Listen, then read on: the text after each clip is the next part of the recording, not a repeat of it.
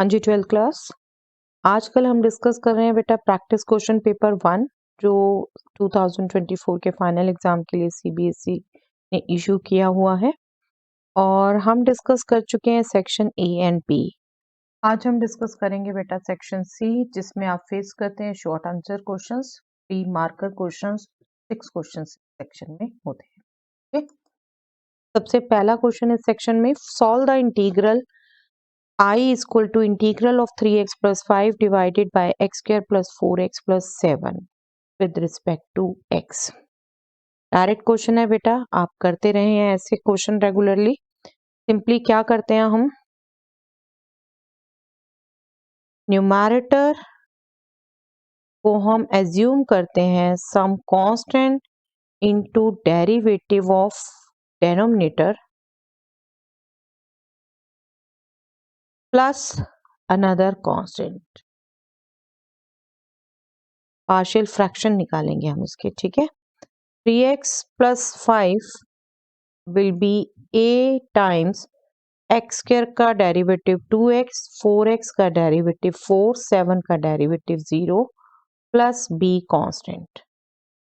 दोनों तरफ हम कंपेयर करते हैं बेटा लाइक टर्म्स। यहाँ x की एक ही टर्म है जिसका कोफिशिएंट 2 इंटू ए होगा और यहाँ 3 है, तो 2a इज इक्वल टू 3 हो गया, लाइक टर्म्स कंपेयर करी। और यहाँ पर कांस्टेंट हो जाएगा a इंटू 4 प्लस b, तो 4a प्लस b, और लेफ्ट में कांस्टेंट है बेटा 5। लाइक टर्म्स हमने कंपेयर कर दी यहाँ पर, उससे हमारे पास a और b में ये रिलेशन आ गए।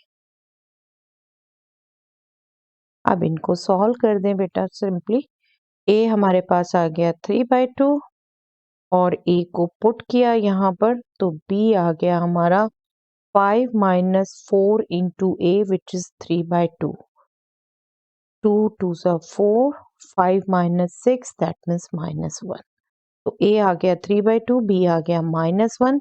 दैट मीन्स जो इंटीग्रल है i उसको हम लिख सकते हैं 3/2 times 2x plus 4 minus 1 divided by x square plus 4x plus 7। बस इसके दो पार्ट्स किए हमने बेटे, दो पार्शियल फ्रैक्शन। 3/2 कांस्टेंट है, बाहर लिख दिया।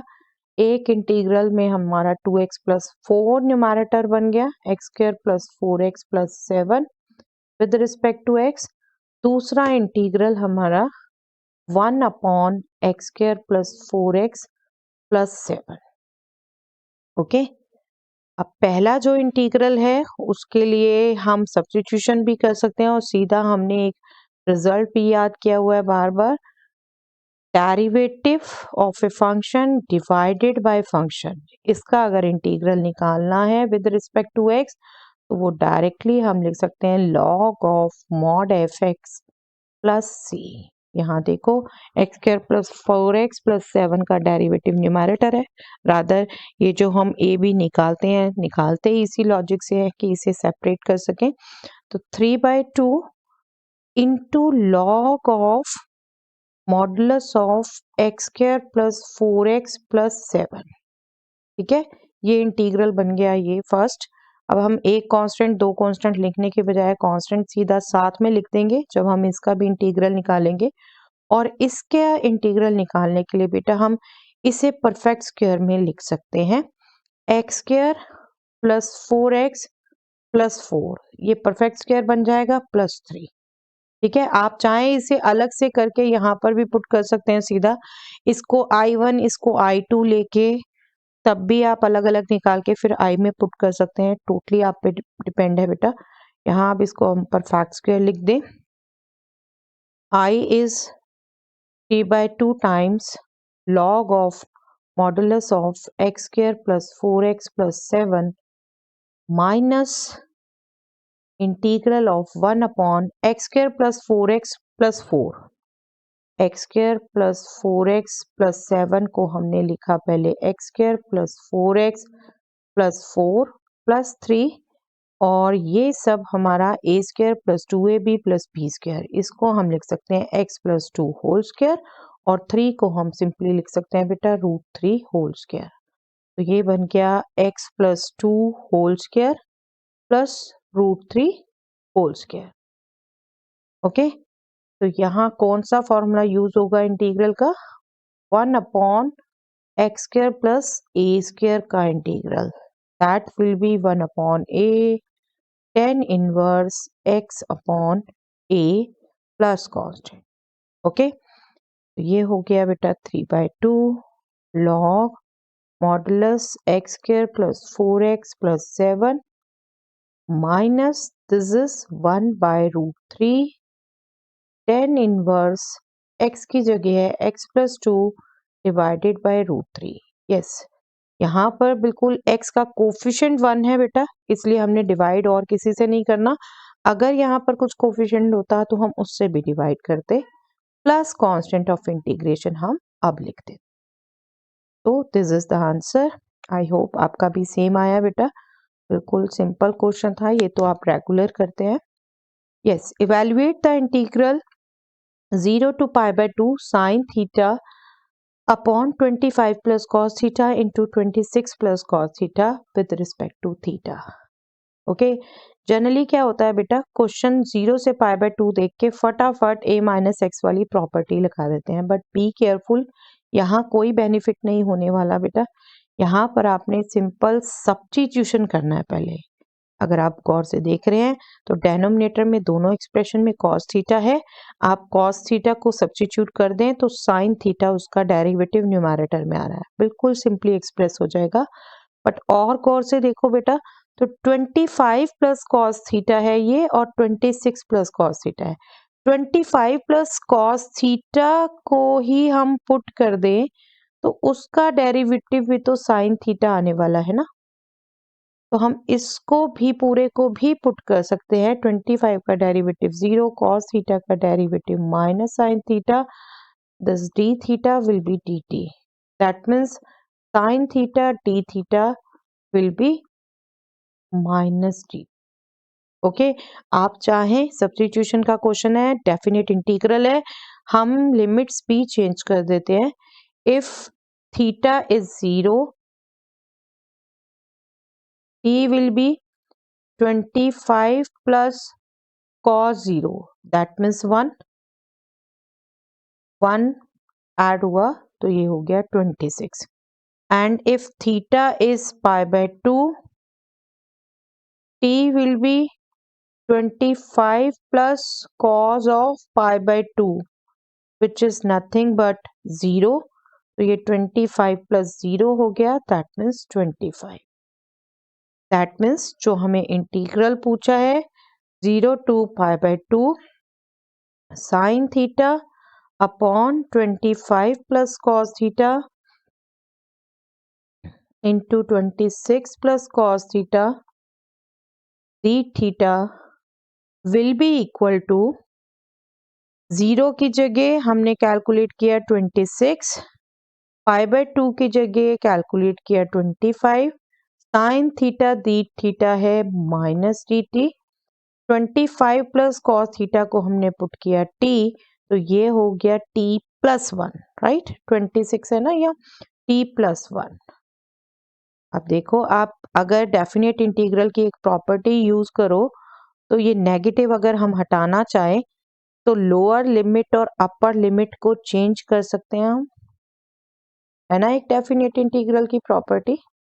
इनफैक्ट आप ये भी कर सकते थे और साथ साथ पार्शियल फ्रैक्शन भी कर सकते थे। देखिए, पार्शियल फ्रैक्शन भी बिल्कुल इजी है, आपको शॉर्टकट सिखाया हुआ है इसका मैंने, 1/t इंटू टी प्लस 1, तो इसके पार्शियल फ्रैक्शन करेंगे 1/t माइनस 1/t प्लस 1।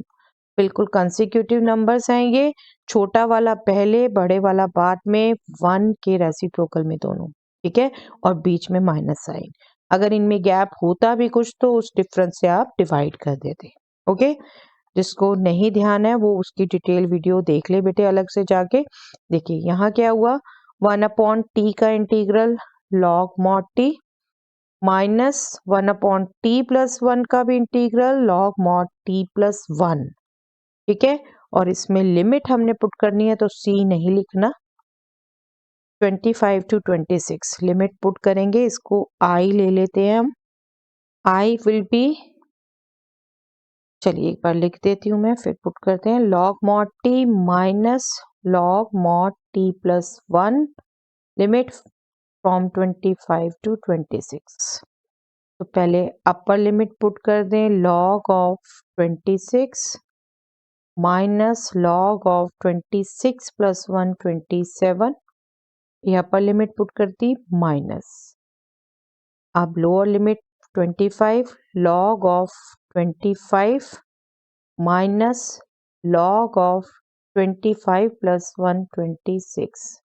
अब क्योंकि ये सब पॉजिटिव ही हैं, हम log हटाकर भी लिख सकते हैं बेटा, log 26 सॉरी मॉडुलस हटाकर, minus log 27 minus log 25 minus log 26 minus minus plus. ठीक है, log 26 सेम, 2 टाइम्स log 26 हो गया, माइनस माइनस है दोनों में तो log 27 प्लस log 25। ठीक है, we can write it in simplified way. 2 log 26 को हम लिख सकते हैं log ऑफ 26 स्क्वायर, माइनस इसको हम लिख सकते हैं log of 27 into 25, which can be written as log of 26 square 27 into 25। दो करता कुछ नहीं है, बट सिंप्लीफाई कर दिया हमने लॉग के रिजल्ट यूज करके। ओके, चलिए इसके ऑप्शन में ये क्वेश्चन है, using the properties of definite integral prove the following. Integral of 0 to pi h of sin x with respect to x is 2 twice of 0 to pi by 2 h of sin x with respect to x, where h of sin x is a function of sin x। sin x का function है। अब आप इसको गौर से देखो बेटा, 0 से पाई limit में है और हमने चेंज करना है 0 से पाई बाय 2 हाफ लिमिट। अगर आपको इसको देख के याद आए तो 0 से 2a वाले को हम किसी एक प्रॉपर्टी में था 0 से a टाइप में चेंज करते थे। ठीक है, तो प्रॉपर्टीज यूज करके इसको शो करना है, स्टेट द प्रॉपर्टी यूज। चलिए फिर तो प्रॉपर्टी स्टेट भी करनी है, सबसे पहले हम प्रॉपर्टी ही लिख देते हैं बेटा जिसे यूज करना है। Property to use is if f of 2a minus x is fx, then 0 to 2a of fx is nothing but twice of 0 to a fx। Right, हमने जो प्रॉपर्टी की थी दो ऑप्शन में लिखा था, अगर f of 2a minus x fx है तो ये होता है, f of 2a minus x minus fx होता है तो 0 होता है। अभी तो हम यही यूज करने वाले हैं, ट्वाइस वाली, हमें ये दिख रहा है सीधा। अभी यहाँ कैसे यूज करने लगे हैं, यहाँ fx की जगह है h sin x, fx is h of sin x। ठीक है, हमें चेक क्या करना है, f of 2a की जगह है पाई, तो हमें यहाँ चेक करना है पाई माइनस एक्स, तो क्या हो जाएगा h of sine of pi minus x, रखना तो x की जगह पाई माइनस एक्स है ना, और हमें अलाइड एंगल पता है बेटा, sine of pi minus theta is nothing but sine theta. ठीक है, तो ये क्या होगा h into sine of x, that means f x, तो ये फिट हो गया, that means property is applicable.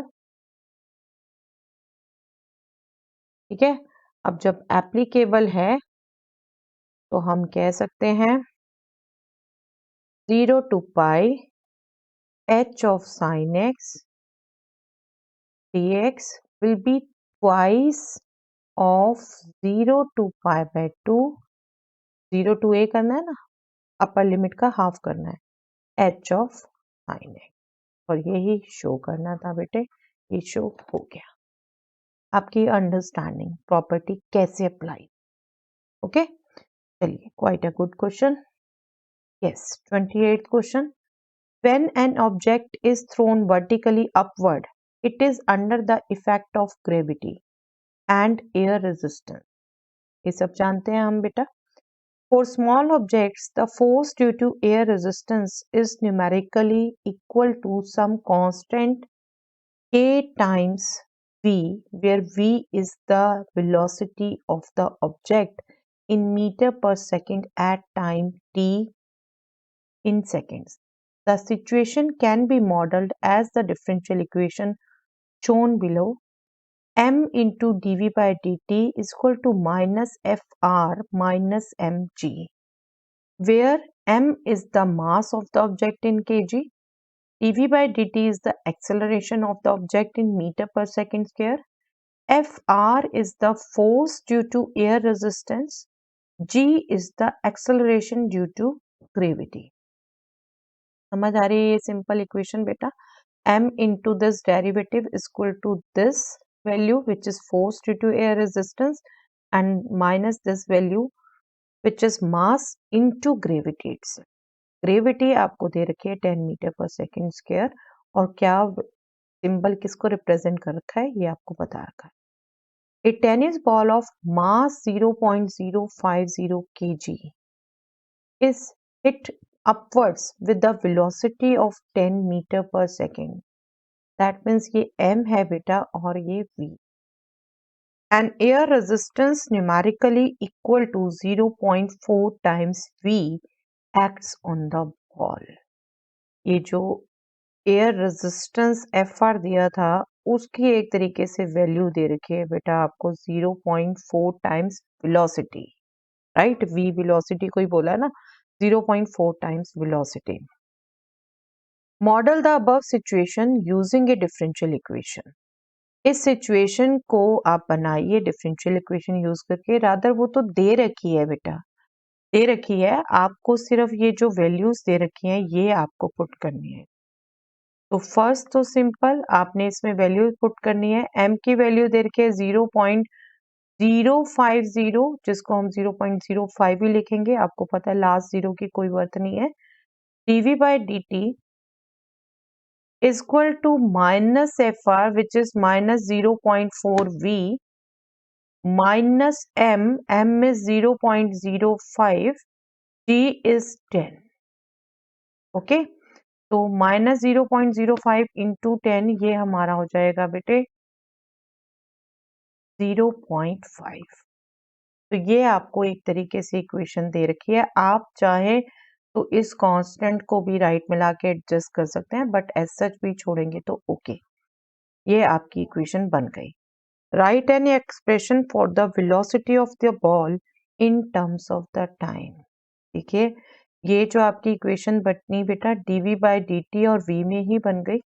आपसे यही वेलोसिटी पूछिए, मतलब इस इक्वेशन को आपने एक तरीके से सॉल्व करना है और v in terms of t express करके देना, ओके। तो फर्स्ट पार्ट ये हो चुका हमारा। चलिए इसको भी लिखते हैं एक बार हम नेक्स्ट पेज में, और फिर हमने इस डिफरेंशियल इक्वेशन को सॉल्व करना है। 0.05 dv by dt is equal to minus 0.4 v minus 0.5। अगर हम इस कांस्टेंट से डिवाइड ही कर दें बेटा, मे बी हमारे कोई सिंपल नंबर आ जाए। 0.05 से दोनों ही टर्म्स को डिवाइड करेंगे,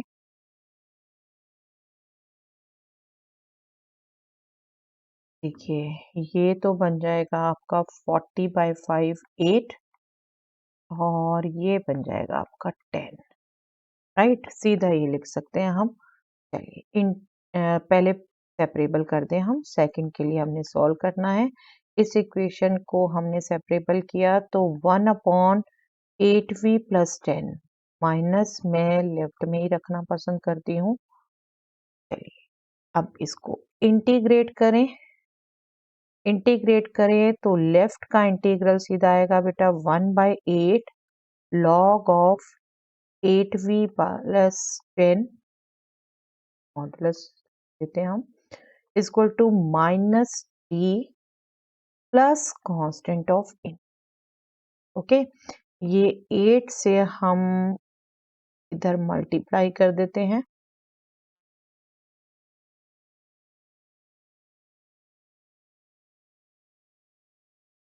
इस एक्सप्रेशन को एक्सपोनेंशियल में भी चेंज कर सकते हैं बेटा 8v प्लस 10, क्योंकि v का एक्सप्रेशन पूछा है हमसे।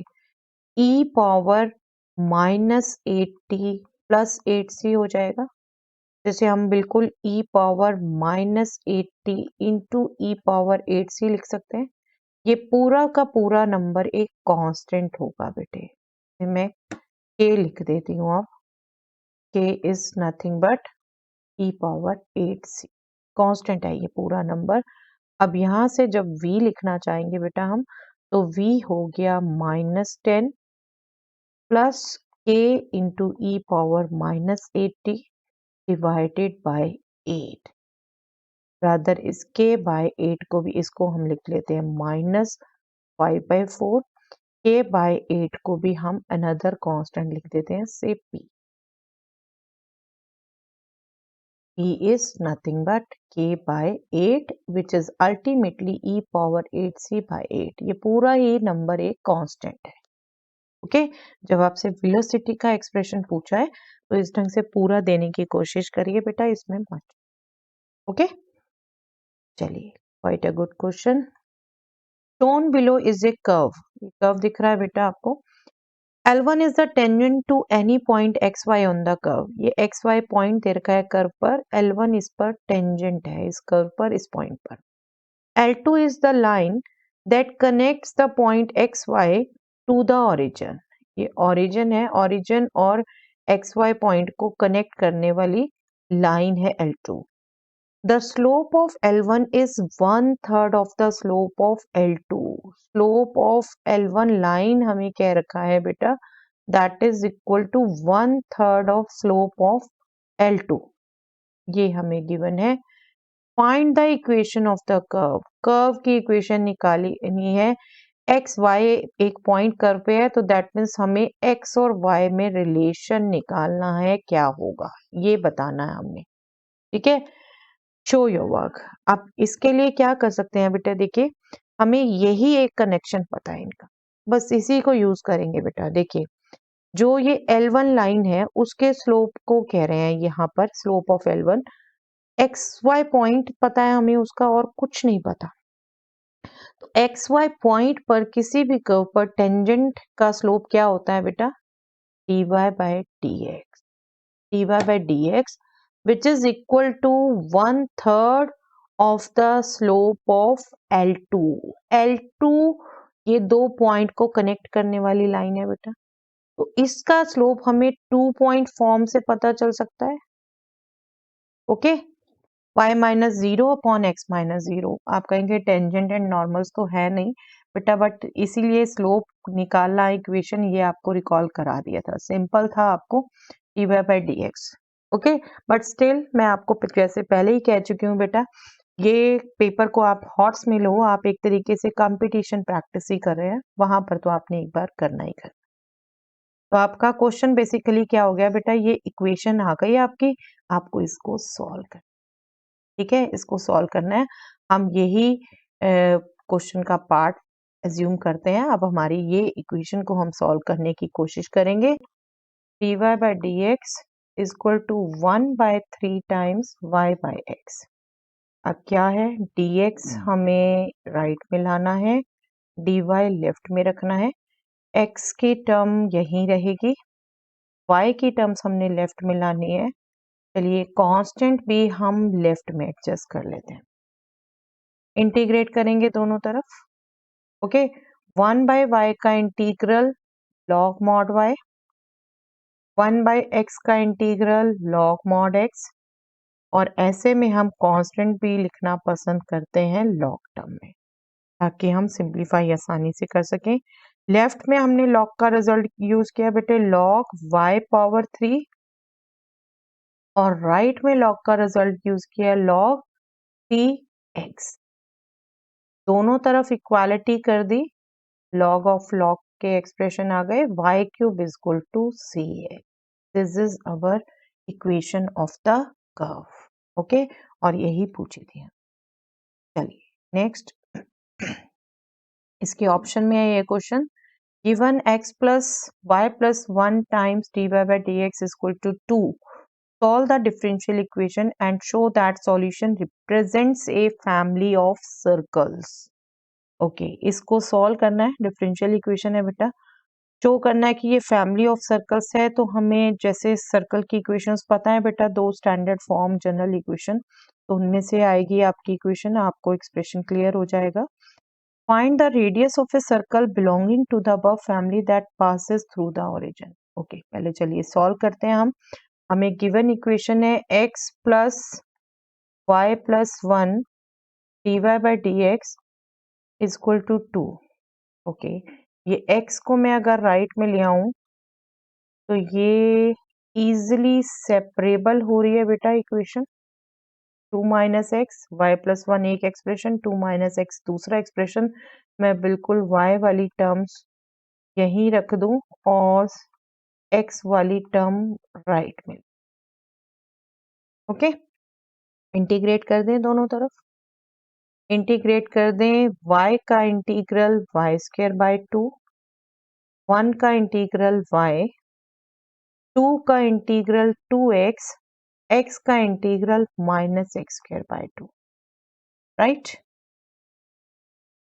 Plus constant of integration. Okay, अब इसको हम ओके एलसीएम ले लेते हैं बेटा, 2 हटा देंगे, y square plus 2y is equal to 4x minus x square plus 2c, constant है जो कि, अब ये देखो सारा एक्सप्रेशन हम एक तरफ ले आए, x square plus y square minus 4x plus 2y plus a constant k is equal to 0, जहां पर k ट्वाइस ऑफ c है, अगेन मतलब एक कांस्टेंट है। अब देखो ये क्या है, x square plus y square minus 4x plus 2y, general equation of a circle, यही कहा था,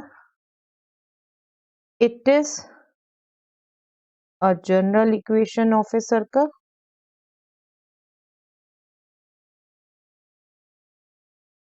with k as constant। अब जब k कांस्टेंट है तो it represents a family of circle, therefore it represents a family of circle.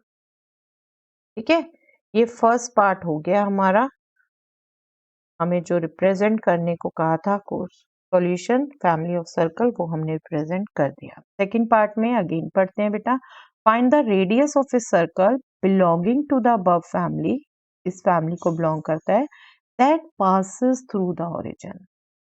एक तरीके से पर्टिकुलर सॉल्यूशन पूछा है बेटा। अब पर्टिकुलर सॉल्यूशन में k की फिक्स वैल्यू आ जाएगी, तो जो वो सर्कल आएगा सिंगल उसमें रेडियस पूछ।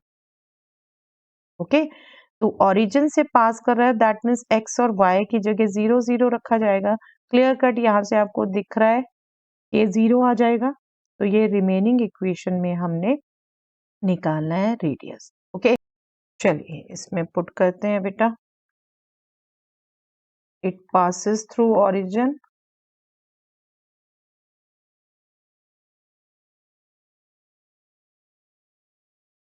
देयरफॉर 0 एक्स स्क्वायर, हमारी इक्वेशन एक बार लिख देती हूँ, x square plus y square minus 4x plus 2y plus k is 0।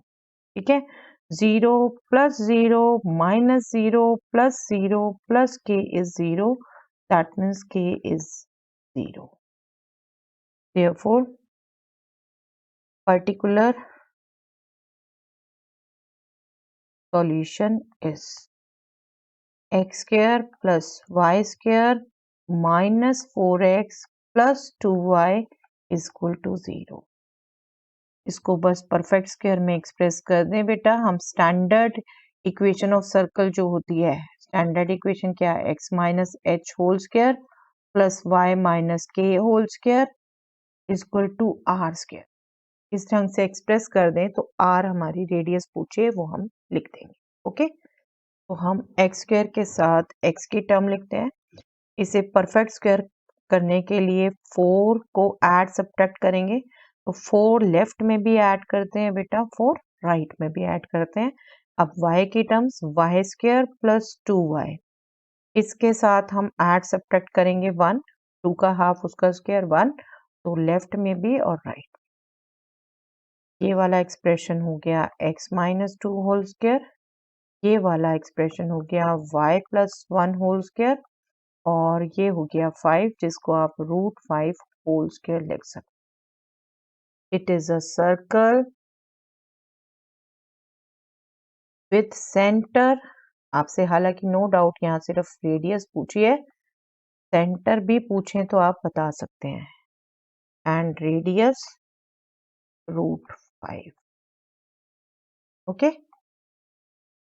आपके डिफरेंट टॉपिक्स की अच्छे से मिक्सिंग की हुई है बेटा इस पेपर में, इसलिए मैंने आपको कहा कंपटीशन लेवल पे जाने के लिए पेपर अच्छा है करने के लिए।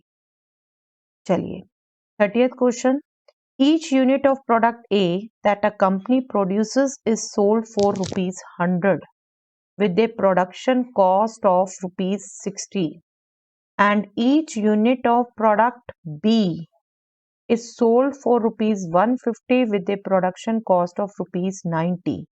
On a given day, the company has a budget of ₹8,000 to spend on production. The production process makes it such that they can only produce a maximum of 100 units each day. Also, the number of product B produced cannot be more than twice as many of product A. Frame a linear programming problem to determine how many units of product A and B should the company produce in a day in order to maximize their profit. Yes, LPP की problem है बेटा, word problem है, आपको LPP लिखनी है। अब यहाँ note दे रखा है, no need to find the feasible region and optimal solution, मतलब सिंपली आपको LPP बनानी है। अब देखो, अब यहाँ पर क्या ढंग है, अगर हम product A and product B की नंबर ऑफ यूनिट्स को X एंड Y मान ले, तो पहली कंडीशन तो कॉस्ट पर है बेटा। कॉस्ट जो है आपकी टोटल 8,000 है उनके पास सिर्फ खर्च करने के लिए, ठीक है, 8,000 टू स्पेंड, और उनके पास रखने के लिए है यूनिट्स 100 यूनिट्स, तो मतलब इनसे कम या इनके इक्वल ही होनी चाहिए ना आपकी ये क्वांटिटी। और एक कंडीशन दे रखी है बेटा, जो नंबर ऑफ प्रोडक्ट बी है, प्रोडक्ट बी के जो यूनिट्स हैं, that can not be more than twice as many of product of A, मतलब ए के ट्वाइस से लेस ही होना चाहिए, इससे ज्यादा नहीं हो सकता, लेस या इक्वल हो सकता, ठीक है। और करने को कहा क्या है, मैक्सिमाइज प्रॉफिट, प्रॉफिट। अब कॉस्ट दे रखी है प्रोडक्ट ए की आपको सॉरी 60, और सेलिंग प्राइस दे रखा है आपको 100 पहली लाइन में, और बी की का कॉस्ट प्राइस है 90, सेलिंग प्राइस है बेटा 150, तो प्रॉफिट क्या हो गया बेटा, ये हो गया 40, ये हो गया 60। तो हम LPP लिखते हैं टू मैक्सिमाइज, आप बिल्कुल स्टार्टिंग में ये लिख सकते हैं यहाँ पर, let X and Y be respectively number of units of product A and B, ठीक है। Then LPP is to maximize profit. P, हमने A की यूनिट्स X मानी है, प्रॉफिट आ रहा है 40, इसका डिफरेंस, और B में प्रॉफिट आ रहा है 60 का, तो 40 इंटू X प्रोडक्ट ए में प्रॉफिट हो गया total 60 into y, product B में प्रॉफिट हो गया टोटल। ठीक है, ये प्रोडक्ट फंक्शन हो गया, ऑब्जेक्टिव फंक्शन जिससे मैक्सिमाइज करना है। Subject to constraints. अब कंस्ट्रेंट्स क्या है, पहली तो कॉस्ट पर लगी हुई है कि कॉस्ट एट द मैक्सिमम उनके पास लगाने के लिए 8000 है। एक प्रोडक्ट की कॉस्ट है बेटा 60 रुपीज, तो x की हो गई 60x, एक की कॉस्ट बी प्रोडक्ट की है 90, तो y की हो गई 90y। इनका सम जो है वो लेस देन इक्वल टू 8000 होना चाहिए। ओके, और दोनों की नंबर ऑफ यूनिट्स रखने की जगह उनके पास 1000 है, तो डायरेक्टली नंबर ऑफ यूनिट्स का sum x plus y less than equal to 100 होना चाहिए। ठीक है, और आपको एक और कंडीशन जो इस लाइन में दी थी, number of units of B can not be more than twice as many of product ए।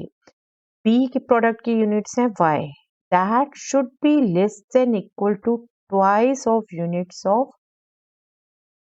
ठीक है, और कोई भी चीज नेगेटिव में हो नहीं सकती, तो x and y greater than equal to 0 non negative constraint, ये भी ऑटोमेटिकली हो।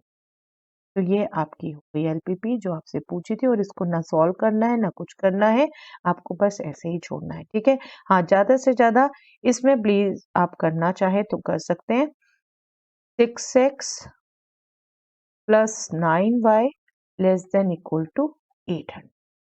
ओके, इसको आप कर सकते हैं, आप जितना सिंपल लिख सकते। चलिए next question. Shown below is feasible reason of a maximization problem whose objective function is given by this। ये पिछली क्वेश्चन के ही ऑप्शन में है बेटा क्वेश्चन। आपको नीचे फिजिबल रीजन दे रखा है जिसका ऑब्जेक्टिव फंक्शन है z equal to 5x plus 3y। ठीक है, ये फिगर है आपकी। आपको आगे क्या कहते हैं, list all the constraints the problem is subjected to. Second, find the optimal solution of the problem. Constraints भी फाइंड आउट करनी है और आपको सॉल्यूशन भी निकालना है, ऑप्टिमल सॉल्यूशन। देखिए कंस्ट्रेंट्स कैसे फाइंड आउट करेंगे बेटा, फिगर बहुत सिंपल है, जो पॉइंट्स हैं देखिए, ये पॉइंट हो गया 0 4 जिससे ये पहली एक लाइन पास हो रही है, दूसरी लाइन 8 0 से पास हो रही है, या यूं हम कहें कि ये लाइन का x इंटरसेप्ट है 8 और y इंटरसेप्ट है 4। और आप देखो तो ओरिजिन की तरफ इसकी शेडिंग होगी, तभी यहाँ शेडिंग आ रही है। तो पहली कंस्ट्रेंट तो हो जाती है बेटा x by 8 plus y by 4 less than equal to 1। और इसको हम सिंप्लीफाई करके लिख सकते हैं, एलसीएम अगर 8 ले लिया तो x plus 2y less than equal to 8। ठीक है, ये एक हो गई कंस्ट्रेंट। दूसरा आप देखो, दूसरे का ये y इंटरसेप्ट 6 मिल रहा है और x इंटरसेप्ट 4 मिल रहा है। तो ये इक्वेशन आप देखोगे तो x by 4 plus y by 6, यहाँ पर भी शेडिंग ओरिजिन की तरफ है, that means less than equal. जो इक्वेशन बननी है बेटे वो इक्वल टू 1 करके बननी है, लेकिन ये इनइक्वालिटी आपकी डाउनवर्ड्स है 0 0 की तरफ, इसलिए आपकी ये लेस देन इक्वल टू वाली आप इनइक्वालिटी लिख रहे हैं। इसको भी सिंप्लीफाई करके लिख दें, 4 एंड 6 का एलसीएम आएगा 12, तो आप ये लेंगे 3x plus 2y less than equal to 12। ये दूसरी इनइक्वालिटी हो गई।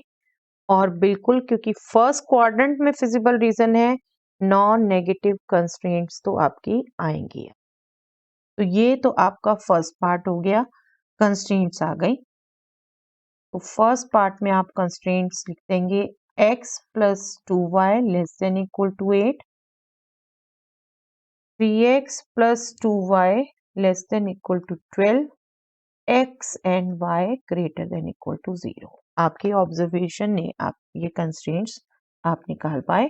सेकंड में आपसे ऑप्टिमल सॉल्यूशन का है। आप ऑप्टिमल सॉल्यूशन के लिए आप क्या करेंगे, इसके कॉर्नर पॉइंट पढ़ेंगे बेटा, ओरिजिन, इसको नाम दे देते हैं O, ये A 4 0, ये आपका देखिए क्लियर कट पढ़ा जा रहा है 2-3, इसको बी नाम दे देते हैं 2-3 और इसको सी नेम दे देते हैं 0-4। तो आपको इन पॉइंट्स पर इसकी वैल्यू निकालनी है और मैक्सिमाइजेशन प्रॉब्लम है तो मैक्सिमम वैल्यू देखनी है। ठीक है, now z at origin, z at a, z at b, z at c। origin 0 0 है, z था हमारा 5x plus 3y, इसमें आप पुट कर रहे हैं 0। z at a था 4 0, इसमें आपने पुट किया 20। b था 2 3, उसमें आपने पुट किया 10 plus 9 19। c था 0 4, तो ये हमारा हो गया 12। तो मैक्सिमम वैल्यू क्या हो गई 20। Therefore maximum value of z is 20 at 4 0। ए पर है ना, ए हमारा 40 पॉइंट है। ओके, तो आपका ये क्वेश्चन एक तरीके से प्रॉब्लम सॉल्व करने का था, बट जिसमें कंस्ट्रेंट्स भी पूछी और सॉल्यूशन भी पूछी। चलिए next question. A company follows a model of bifurcating the task into categories shown below। क्या कैटेगरीज हैं? Urgent, non urgent, important, non important. Urgent and important, I think figure आप समझ पा रहे हैं बेटा। Not urgent but important, urgent but not important, cross में जैसे लग रहा है, not important urgent, not important not urgent. ठीक है, तो इस कैटेगरीज में बांटते हैं। At the beginning of a financial year, it was noticed that 40% of the total tasks were urgent। Urgent कितने हैं? 40%। And the rest were not urgent। Half of the urgent tasks were important। Urgent में भी half, एक तरीके से 50% important है, तो not important 50% रह गए बेटे। जैसे यहाँ not urgent 60% है। ठीक है, 30% of the tasks that were not urgent were not important। Not urgent जो है उनमें से 30% नॉट इम्पॉर्टेंट है, तो रिमेनिंग 70% दैट मीन्स इम्पॉर्टेंट है। What is the probability that a randomly selected task that is not important is urgent? क्या probability है कि कोई टास्क जो रैंडमली सिलेक्ट किया गया वो नॉट इम्पॉर्टेंट है, ऑलरेडी पता है वो अर्जेंट है। दैट मीन्स ओके, यहाँ अगर हम इवेंट कहें बेटा, देखिए एक जैसे जब हम पार्टीशन की इवेंट्स लिखते हैं E1 E2, task is urgent sorry, and E2 task is not urgent. Urgent मतलब अभी करना उसे, ठीक है, और इम्पॉर्टेंट तो अपने आप वर्ड एक्सप्लेन कर ही रहा है कि वो इम्पॉर्टेंट है, बट ये जरूरी नहीं है कि हाँ अभी करना उसे पहले प्रायोरिटी पर, इम्पॉर्टेंट है वो टास्क। लेकिन ए हम ले लेते हैं टास्क इज, जो हमें ये कह रहे हैं डिफरेंट, उसको काउंट कर लेते हैं बेटा नॉट इम्पॉर्टेंट को। ठीक है, इम्पॉर्टेंट को छोड़ देते हैं एक तरीके से, क्योंकि जो हमें पूछा है वो हमें प्रोबेबिलिटी पूछी है बेटा, नॉट इम्पॉर्टेंट ऑलरेडी गिवन है, अर्जेंट होने की प्रोबेबिलिटी पूछी है, तो E1 बाय ए पूछी। ओके, ये हमें निकालना हमें। ओके, और आपको ध्यान है तो ये बेस थ्योरम यूज करके निकलेगा। देखिए यहाँ लैंग्वेज में लिखा भी है use Bayes theorem, Bayes theorem use करके निकलेगा। तो आपको बिल्कुल आई होप ध्यान है, जब हमने इवेंट्स लिख दी तो हमें प्रोबेबिलिटी E1 चाहिए, प्रोबेबिलिटी ए गिवन E1 चाहिए, प्रोबेबिलिटी E2 चाहिए, प्रोबेबिलिटी ए गिवन E2 चाहिए। ठीक है, E1 मतलब टास्क अर्जेंट है, अर्जेंट कितने टास्क हैं 40%, तो 40/100 हो गई। अभी हम इसको सिंप्लीफाई नहीं कर रहे। E2 मतलब टास्क नॉट अर्जेंट है, नॉट अर्जेंट कितने हैं 60%, 60/100 हो गया। अब ए गिवन इवन मतलब नॉट इम्पॉर्टेंट बट अर्जेंट है, नॉट इम्पॉर्टेंट बट अर्जेंट है 50%, that means 50/100। And A given E two मतलब not important but not urgent, not important not urgent, यहां से आ गए बेटे नॉट इम्पॉर्टेंट नॉट अर्जेंट के सामने ये पहले नंबर अंडरस्टैंडिंग से लिखने का ये बेनिफिट हो गया, यहाँ हम क्विकली देख पा रहे हैं आप, दैट इज 30/100। ओके, तो अब रिक्वायर्ड प्रोबेबिलिटी क्या है, रिक्वायर्ड प्रोबेबिलिटी है आपकी प्रोबेबिलिटी ऑफ इवन गिवन ए, जो बेस थ्योरम कहती है this will be probability even into probability A given even divided by same probability even into probability A given even plus probability E2 into probability A given E। देखिए इसलिए मैं इसको cut नहीं करवाती, यहाँ पर कैलकुलेशन बहुत सिंपल हो जाती है बेटा इन्हीं के कारण। अब इसको इससे मल्टीप्लाई करना है, इसको इससे मल्टीप्लाई करना है, 40/100 इंटू 50/100 न्यूमैरेटर में आ गया और डेनोमिनेटर में आ गया 40/100 इंटू 50/100 प्लस 60/100 इंटू 30/100। अब सबका डेनोमिनेटर सेम है, 100 100 100 100 मल्टीप्लाई, ये 10,000 आएगा, ये भी 10,000 आएगा। तो हम क्विकली सिर्फ न्यूमैरेटर्स, चलिए मल्टीप्लाई भी करके लिख सकते हैं, 40 इंटू 50 दैट विल बी 2000, ठीक है 2000 और डिवाइडेड बाय हो गया बेटा ये 2000 plus 1800 that means 3800, double zero भी कट गया और जितना कटता है इसको काट दीजिए 10/90।